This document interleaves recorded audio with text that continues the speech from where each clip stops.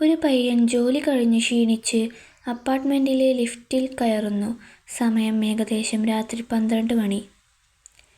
Lift താഴേക്ക് പോയിക്കൊണ്ടിരിക്കുമ്പോൾ പെട്ടെന്ന് ലൈറ്റുകളൊന്ന് മിന്നിമറയുന്നു.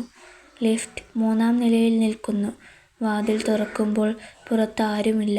പക്ഷേ ഒരു തണുത്ത കാറ്റ് അകത്തേക്ക് വരുന്നു. വാതിൽ അടയാൻ തുടങ്ങുമ്പോൾ പെട്ടെന്നൊരു കൈ ഇടയിൽ വന്ന് വാതിൽ തടയുന്നു. വൃദ്ധൻ തല താഴ്ത്തിക്കൊണ്ട് ഒരറ്റത്ത് നിൽക്കുന്നു.